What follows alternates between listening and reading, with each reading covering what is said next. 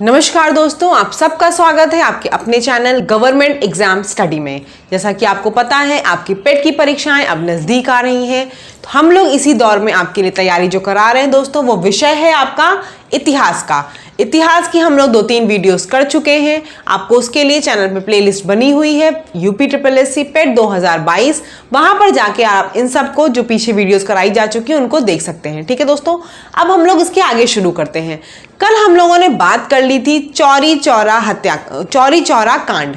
चौरी चौरा कांड आपका 1922 में हुआ था। और क्या हुआ था दोस्तों, गोरखपुर के पास एक जगह है आपकी चौरी चौरा, वहां पर भीड़ ने गुस्से में आकर क्या किया था, पुलिसकर्मियों को थाने में जला दिया था। 22 पुलिसकर्मियों की मौत हो गई थी। उसके बाद क्या हुआ था, जो आपका असहयोग आंदोलन था उसको गांधी जी ने वापस ले लिया था।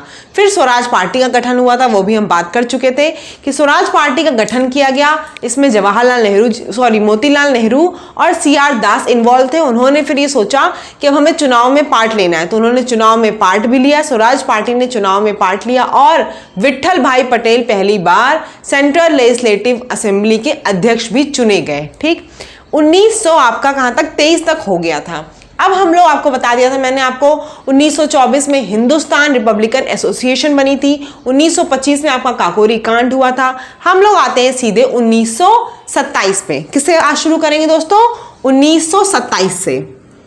1927 से आज हम लोग शुरुआत करेंगे।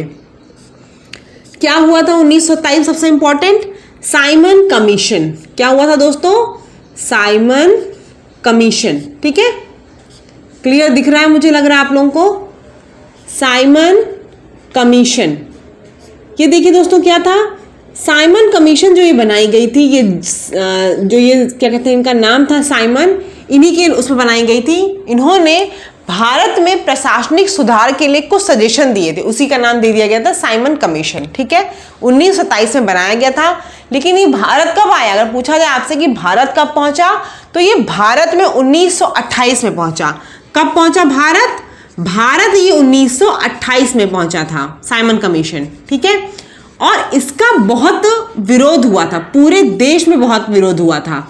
क्यों विरोध हुआ था, क्योंकि इस कमीशन में, ये कमीशन तो आया था भारतीयों के प्रशासनिक सुधार के लिए, भारत ने प्रशासनिक सुधार के लिए, लेकिन इसमें एक भी व्यक्ति कौन नहीं था, भारतीय नहीं था। इसीलिए इसका बहुत बहिष्कार हुआ था पूरे ऑल इंडिया लेवल पे। ठीक है, और मैंने आपको ये बात भी बताई है आपको दोस्तों कि इसी में विरोध में ही लाला लाजपत राय को बर्बरता पूर्वक लाठी उनके ऊपर बरसाई थी। और उसके बाद आपको ये भी बताया है मैंने पिछली वीडियो में बताया दोस्तों ये सब, कि इस बहुत बर्बरता पूर्वक उनको मारा गया, जिसकी वजह से लाला लाजपत राय की डेथ हो गई थी। और उसका बदला उसके बाद सैंडर्स की हत्या करके भगत सिंह वगैरह ने ली थी। ये सब मैंने कल आपको बताया हुआ है। ठीक है, अभी हमें खाली जानना है कि 1927 में साइमन कमीशन आया और और भारत कब पहुंचा, 1928 में। और इसका विरोध क्यों हुआ, क्योंकि इसमें एक भी अश्वेत व्यक्ति, यानी कि एक भी भारतीय नहीं था। भाई कोई कमीशन हमारे लिए बनाई जा रही है और कोई भी भारतीय नहीं होगा, तो कैसे उस पर हम मानेंगे कि वो हमारे भले के लिए होगी। ठीक है, इसलिए इसका बहुत क्या हुआ था, पूरे देश में विरोध हुआ। ठीक, चलिए, तो ये समझ में आ गया 1927 में साइमन कमीशन हुआ। अब हम लोग बात करते हैं दोस्तों 1928 की। तो 1928 में क्या हुआ दोस्तों, 1928 में मोतीलाल नेहरू, इन्होंने पता है किस चीज की मांग की थी, इन्होंने मांग की डोमिनियन स्टेटस की। किसकी मांग की, डोमिनियन स्टेटस। और इससे सब लोग नाराज थे, जवाहरलाल नेहरू वगैरह सब लोग नाराज थे। किसी को ये पसंद नहीं आया कि इन्होंने डोमिनियन स्टेटस की मांग क्यों की। और इसके विरोध में मोतीलाल नेहरू ने डोमिनियन स्टेटस की जब मांग की थी, तो इसके विरोध में जिन्ना ने 14 सूत्रीय योजना का वो किया। ठीक है, 1928 में मोतीलाल नेहरू ने, मैंने बताया नहीं आपको क्या बनाया था।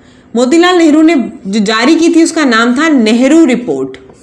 नेहरू रिपोर्ट अगर आपने सुना होगा तो नेहरू रिपोर्ट पूछा जाता है कि नेहरू रिपोर्ट किस सन में जारी हुई? तो नेहरू रिपोर्ट आपकी 1928 में जारी हुई। और किसके द्वारा जारी की गई? तो आप बताएंगे मोतीलाल नेहरू। ऑप्शन में हमेशा जवाहरलाल नेहरू का भी नाम होगा, लेकिन नेहरू रिपोर्ट 1928 में मोतीलाल नेहरू जी के द्वारा प्रेजेंट की गई। और उसमें क्या डिमांड थी इस नेहरू रिपोर्ट में? डोमिनियन स्टेटस की डिमांड थी, ठीक है, कि भारत को डोमिनियन स्टेटस का दर्जा दिया जाए।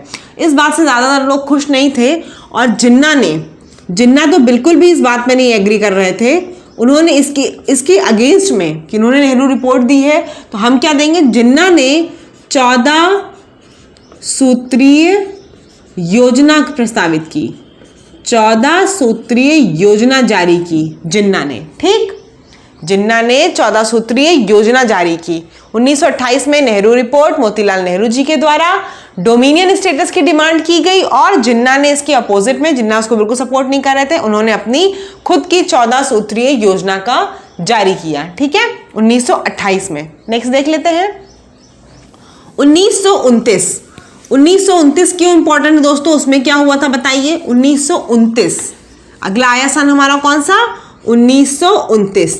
1929 का कांग्रेस का लाहौर अधिवेशन बहुत ज़्यादा इम्पॉर्टेंट है।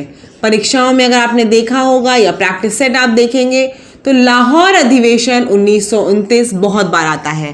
पहले तो जान जाते हैं कांग्रेस का लाहौर अधिवेशन 1929 के अध्यक्ष कौन थे? अध्यक्ष थे जवाहरलाल नेहरू। कौन थे? जवाहरलाल नेहरू, ठीक है। ये क्या थे? ये आपके अध्यक्ष थे लाहौर अधिवेशन के। और इन्होंने इस समय क्या मांगा? जैसे मोतीलाल नेहरू ने 1928 में डोमिनियन स्टेटस मांगा, लेकिन जवाहरलाल नेहरू ने क्या मांगा? पूर्ण स्वराज की मांग की गई। किसकी? पूर्ण स्वराज की मांग की गई थी। इसमें पूर्ण स्वराज की मांग की गई थी 1929 के ये आपके जवाहरलाल इसमें लाहौर अधिवेशन में, ठीक है। तो आपसे पूछा जाए कि पूर्ण स्वराज की डिमांड किसमें की गई, तो आप बताएंगे लाहौर अधिवेशन में। और अध्यक्ष कौन थे? जवाहरलाल नेहरू। इन्होंने 31 दिसंबर 1929 को 31 दिसंबर 1929 को रावी नदी पर तिरंगा भी फहराया। रावी नदी के तट पर तिरंगा भी फहराया, ठीक है, जवाहरलाल नेहरू जी ने। ये प्रश्न अगर पूछा जाए कि रावी नदी के तट पर तिरंगा किसने फहराया, तो जवाहरलाल नेहरू ने फहराया था। 1929 में इतनी इंपॉर्टेंट चीजें हैं आपकी। पूर्ण स्वराज की मांग हुई। अच्छा, एक चीज और इंपॉर्टेंट है, उसके बाद जवाहरलाल नेहरू ने यह भी घोषणा की कि अगले साल 26 जनवरी 1930 को 26 जनवरी 1930 को स्वाधीनता दिवस मनाया जाएगा। क्या मनाया जाएगा? स्वाधीनता दिवस। अब एक इंपॉर्टेंट बात यहां से बताऊंगी आपको मैं। 26 जनवरी 1930 को स्वाधीनता दिवस मनाया गया। और इंपॉर्टेंट बात दोस्तों ये है कि जो आपका कॉन्स्टिट्यूशन था, संविधान था, वो आपको 26 नवंबर 1949 को बन गया था, कंप्लीट हो गया था। लेकिन उसको लागू किस दिन किया गया? 26 जनवरी 1950 को लागू किया गया ना। क्यों लागू किया गया? क्योंकि 26 जनवरी 1930 का दिन जवाहरलाल नेहरू ने स्वाधीनता दिवस के रूप में घोषित किया था कि मनाया जाएगा। इसीलिए इसी डेट को याद करके 26 जनवरी 1950 को हमारा भारतीय स्वाधीनता दिवस मनाया जाता है। और उसी दिन को इसीलिए जारी किया गया कि जैसे कि 26 जनवरी 1950 से आपका कॉन्स्टिट्यूशन यानी कि संविधान लागू किया गया, इसी डेट की वजह से, ठीक है। समझ में आ गई बात? 1929 में ये सारी इंपॉर्टेंट चीजें थी। अब हम लोग किसकी बात करेंगे? हम लोग बात करेंगे 1930 की, कि 1930 में क्या इंपॉर्टेंट हुआ। 1929 समझ में आ गया ना? इंपॉर्टेंट सबसे ज्यादा है, बहुत इंपॉर्टेंट है। पूर्ण स्वराज की मांग की थी, लाहौर अधिवेशन था, अध्यक्ष कौन थे? जवाहरलाल नेहरू, ठीक। चलिए 1930 में देख लेते हैं क्या हुआ। 1930 में दोस्तों हुआ था, क्या हुआ था? सिविल डिसोबीडियंस मूवमेंट, ठीक है। 1920 में आपका हुआ था असहयोग आंदोलन, नॉन कॉपरेशन। और यहां पे क्या हुआ आपका 1930 में? सिविल डिसोबीडियंस मूवमेंट, यानी कि सविनय अवज्ञा आंदोलन। सविनय अवज्ञा आंदोलन, ठीक है, 1930 में हुआ। इसमें क्या हुआ दोस्तों? सविनय अवज्ञा आंदोलन में सविनय, चलिए समझ में आ रहा होगा। सविनय अवज्ञा आंदोलन में क्या हुआ दोस्तों? गांधी जी ने, आपको पता उस समय नमक कानून भी था कि नमक भी नहीं बना सकते हैं, ठीक है। तो गांधी जी ने क्या किया, 12 मार्च 1930, 12 मार्च 1930 को गांधी जी ने क्या किया, साबरमती से 78 लोगों के साथ, 78 उनके अनुयायी थे, उनके साथ वो कहाँ पे गए, वो गए 6 अप्रैल 1930 को पहुंचे थे कहाँ, दांडी। और दांडी पे जाके उन्होंने नमक कानून को तोड़ा। दांडी पे क्या किया इन्होंने, नमक कानून को तोड़ा। नमक को बनाकर इन्होंने क्या किया, नमक कानून को तोड़ दिया, ठीक। और इसी समय से फिर सविनय अवज्ञा आंदोलन की शुरुआत हो गई। फिर से बता दे रही हूँ क्या हुआ 1930 में। 1930 आते ही आपको याद आ जाना चाहिए सविनय अवज्ञा आंदोलन, सिविल डिसोबीडियंस मूवमेंट। इसमें क्या हुआ था, 12 मार्च 1930 को साबरमती से गांधी जी ने शुरुआत की, अपने 78 अनुयायियों के साथ उन्होंने शुरुआत की और दांडी पहुंचे। दांडी कब पहुंचे, डेट बहुत इंपॉर्टेंट है क्योंकि इसी दिन उन्होंने नमक बना के नमक कानून को तोड़ा, ठीक है, 6 अप्रैल 1930 को। तो ये आपका दिन जो है इसको मार्क करते हैं सविनय अवज्ञा आंदोलन की स्टार्टिंग का दिन, ठीक है। और इस देखिए सविनय अवज्ञा आंदोलन के बाद गांधी जी को तो गिरफ्तार कर लिया गया। जब इन्होंने भाई यहाँ पहुंच के नमक कानून को तोड़ा तो इनको गिरफ्तार कर लिया गया। तो जब इनको गिरफ्तार कर लिया गया महात्मा गांधी को, तो आपसे ये प्रश्न पूछा जाता है कि भाई सविनय अवज्ञा आंदोलन के दौरान जब गांधी जी को गिरफ्तार कर लिया गया तो कौन नेता रहा, नेता का स्थान किसने लिया गांधी जी का, तो आप बताएंगे अब्बास तैयब जी। इन्होंने गांधी जी के बाद स्थान लिया था, ठीक है। इस आंदोलन का नेतृत्व फिर इन्होंने किया। ये दोस्तों आंदोलन जो था ना, ये पूरे इंडिया में बहुत तेजी से फैला, बहुत, मतलब आप हर जगह समझिए, मद्रास में हो, तमिलनाडु में हो, सब जगह पे लोगों ने क्या करना शुरू कर दिया, नमक कानून को तोड़ना शुरू कर दिया और नमक बनाना स्टार्ट कर दिया, ठीक है। इस आंदोलन बहुत तेजी से फैल रहा था। इस समय 2-3 लोगों का और नाम बताऊंगी आपको। एक गोंडिलियो जनजाति थी मणिपुर की, वहां के भी लोगों ने, मतलब जनजातियों ने भी पार्ट लिया था इसमें, इस आंदोलन में। और आपको एक नाम बता दूं, खान अब्दुल गफ्फार खान, सुना होगा अगर नाम तो ठीक है, खान अब्दुल गफ्फार खान। खान अब्दुल गफ्फार खान ने क्या किया दोस्तों, इन्होंने इनका संगठन था, उसका नाम था खुदाई खिदमतगार, इस संगठन का नाम था खुदाई खिदमतगार संगठन, या फिर इनके संगठन को लाल कुर्ती संगठन भी बोलते हैं, लाल कुर्ती संगठन। इन्होंने भी सविनय अवज्ञा आंदोलन में बहुत ज़्यादा जोर शोर से पार्ट लिया।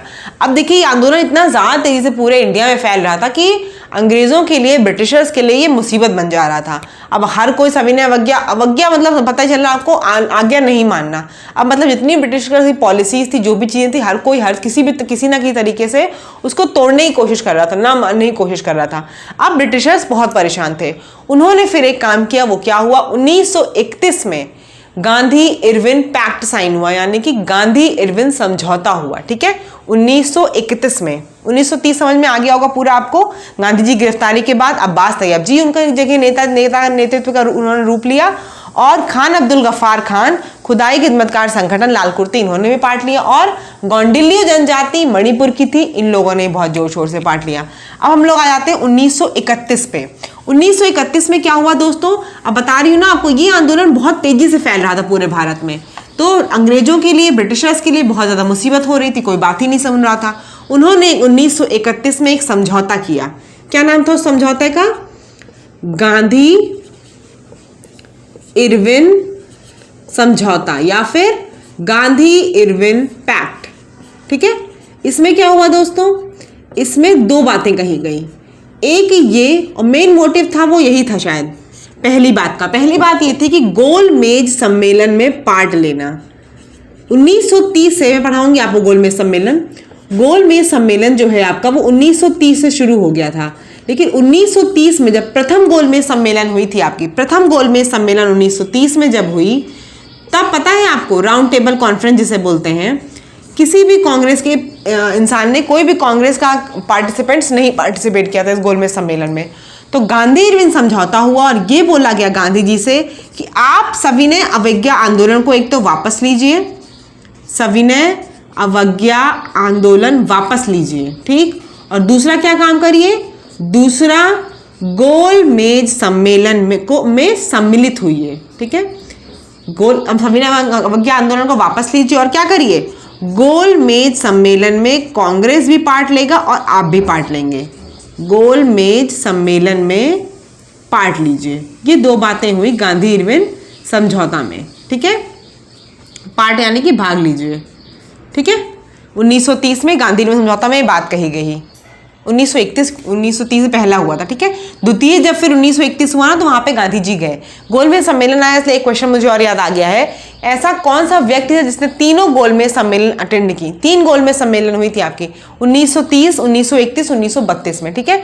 तो प्रथम में, द्वितीय में, तृतीय में, तीनों में डॉक्टर भीमराव अंबेडकर ने तीनों गोलमेज सम्मेलन में पार्ट लिया था। समझ में आ गया आपको गांधी इरविन समझौता क्या था, ठीक है। गांधी इरविन समझौता क्योंकि आपने पढ़ लिया इसलिए मैं आपको बता दूंगी क्या कहते हैं कि आपका कराची अधिवेशन कब हुआ था, क्योंकि एक 1931 की बात आई है। तो 1931 का जो कराची अधिवेशन था 29 मार्च को हुआ था। 29 मार्च 1931 में कराची अधिवेशन हुआ था। इसी गोल में जो ये आपका समझौता हुआ था ना, गांधी इरविन समझौता, गांधी इरविन समझौता हुआ था इसी पे ठप्पा लगाने के लिए। 29 मार्च 1931 को कराची अधिवेशन हुआ और उसके अध्यक्ष कौन थे? उसके अध्यक्ष थे वल्लभ भाई पटेल। वल्लभ भाई पटेल इसके अध्यक्ष थे कराची अधिवेशन के, ठीक है, 1931 में। उसके आपको पता ही है कि क्या होगा आपका 23 मार्च 1931 को, पता ही है आपको बीच में ही कि फांसी हो गई थी।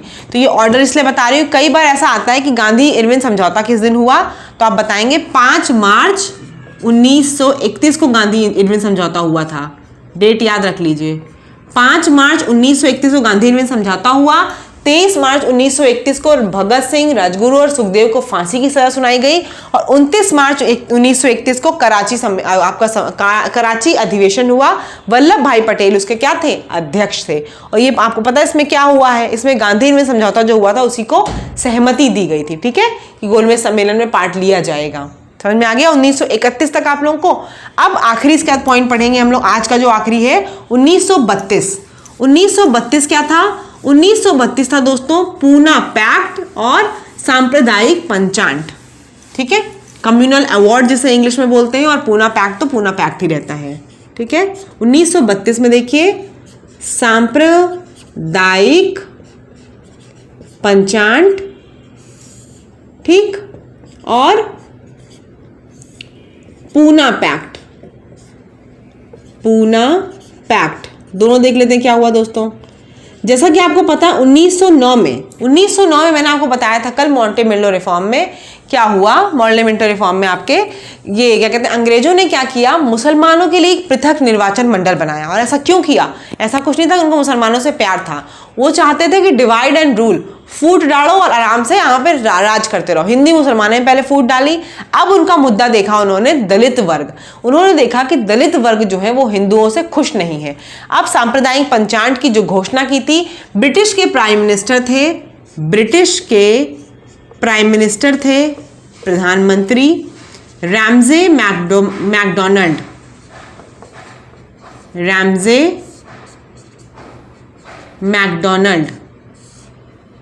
ठीक है। इन्होंने क्या घोषणा की? इन्होंने घोषणा की कि जो ये दलित वर्ग हैं इनको अब अलग पृथक निर्वाचक मंडल दे दिया जाए। दलित वर्ग को हिंदुओं से अलग करके पृथक निर्वाचक मंडल, दलित वर्ग को क्या दिया इन्होंने? दलित वर्ग के लिए भी पृथक निर्वाचक मंडल बनाया, जिससे क्या होगा पता ही आपको है। अब आपको हिंदू और दलित में, वैसे भी दलित खुश नहीं थे हिंदुओं के काम से, आपको पता ही है क्या क्या चलता था उस समय, अछूत वगैरह बहुत ज्यादा माना जाता था। तो दलित वर्ग को अगर पृथक निर्वाचन मंडल दे देंगे तो उन दोनों लोग में भी अच्छे से दीवार खड़ी हो जाएगी और हम और आराम से शासन करते रहेंगे, ठीक है। कोई भला नहीं कर रहे थे किसी का भी, बस अपने शासन के लिए। तो ब्रिटिश प्रधानमंत्री ने सांप्रदायिक पंचांटों की घोषणा की। क्योंकि ये इसी के सांप्रदायिक पंचांटों की घोषणा के बाद ही तुरंत गांधी जी ने आमरण अनशन की घोषणा कर दी, क्योंकि गांधी जी नहीं चाहते थे कि हिंदुओं में दलित वर्ग अलग हो। तो गांधी जी ने क्या किया, तुरंत आमरण अनशन कर लिया। क्या किया, आमरण अनशन पे बैठ गए वो, कि हम इस बात को नहीं मानेंगे, दलित वर्ग को अलग नहीं होना है। और आपको पता है दलित वर्ग के उसमें लीडर कौन थे, भीमराव अंबेडकर जी थे। ठीक है, तो फिर क्या हुआ, गांधी जब आमरण अनशन में बैठ गए तो मदन मोहन मालवीय और भी सब लोगों ने जाकर गांधी जी और किसको, गांधी जी और अंबेडकर जी को समझाया कि भाई आपस में बात कर लीजिए और आप लोग देख लीजिए क्या है, कुछ समझौता कर लीजिए जिससे कि वो आमरण अनशन में ना बैठे रहे और बात भी सुलझ जाए। इसी बात को गांधी जी और जो अंबेडकर जी के बीच समझौता हुआ था, इसी बात को लेकर, दलित वर्ग को लेकर गांधी जी और अंबेडकर जी के बीच में जो समझौता हुआ उसे क्या बोलते हैं, पूना समझौता। अगर आपसे पूछा जाए पूना समझौता कब हुआ, आप बताओगे 1932 में हुआ। ठीक है, कब हुआ पूना समझौता, 1932 में हुआ। किसके किसके बीच में हुआ है ये आपका, ये हुआ है गांधी जी और भीमराव अंबेडकर के बीच में। क्यों हुआ, दलित वर्ग को लेकर हुआ, कि दलित वर्ग का पृथक निर्वाचन मंडल बनाया गया था, घोषणा की गई थी, उसी के लिए आमरण अनशन में बैठ गए थे। तो यहाँ पे इन्होंने क्या किया, इन्होंने अंबेडकर जी से कहा कि आप इस बात को मत मनवाइए, पृथक निर्वाचक मंडल से अलग हो जाइए, मत संतुष्ट होइए उस बात से। हम क्या करेंगे, आपको जो विधानसभा है वहां पे क्या करेंगे, दलितों की सीट बढ़ा देंगे। दलितों की जो नंबर ऑफ सीट्स थी उसको बढ़ाकर 71 से शायद 147 कर दिया गया था। ठीक है, मैं आपको कंफर्म बता दूंगी डेटा। उसको क्या किया उन्होंने, सीटों की संख्या बढ़ा दी और फिर उसका अंबेडकर जी और गांधी जी मान भी गए थे। ठीक, तो आज के लिए इतना है। अब हम लोग क्या करेंगे, हमेशा की तरह क्वेश्चंस करेंगे। क्वेश्चन से क्या होगा, आपका रिवीजन अच्छे से हो जाता है।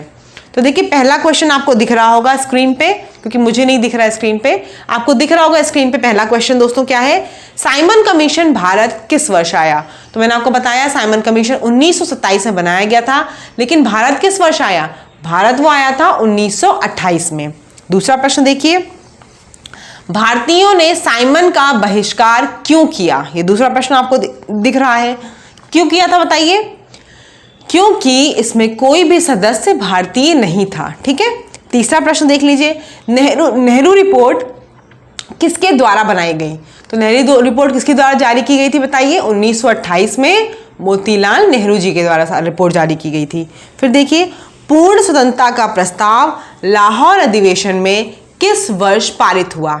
पूर्ण स्वतंत्रता का जो पूर्ण स्वराज का जो आपका वो था प्रस्ताव था, वो कब पारित किया गया, वो पारित किया गया आपका 1929 में, पूर्ण स्वतंत्रता का प्रस्ताव। ठीक, आगे देख लीजिए। उसके बाद सविनय अवज्ञा के रूप में गांधी जी ने दांडी मार्च की शुरुआत कब की। तो कब की, 12 मार्च 1930 को गांधी जी ने दांडी मार्च की शुरुआत की। दांडी मार्च का संबंध किस चीज से है, तो दांडी मार्च का संबंध किससे है, ऑप्शन दिख रहे हैं आपको, बताइए, नमक कानून तोड़ने से। उसके बाद नेक्स्ट देख लीजिए, गांधी जी ने किस विदेशी पत्रकार को दांडी मार्च के समय अपने साबरमती आश्रम में ठहराया था। किस विदेशी पत्रकार को ठहराया था, वेब मिलर। ठीक है, ऑप्शन दिख रहा होगा आपको, वेब मिलर। आगे देख लीजिए नेक्स्ट, गांधी इरविन समझौता हुआ था, किस दिन हुआ था, मैंने अभी आपको डेट बताई है। गांधी इरविन समझौता कब हुआ है, 5 मार्च 1931 को गांधी इरविन समझौता हुआ है। नेक्स्ट देख लीजिए, किसने सांप्रदायिक अधिनिर्णय घोषित किया। सांप्रदायिक पंचायत मैंने अभी बताया, कम्युनल अवार्ड किसने घोषित किया, रैमजे मैकडोनाल्ड।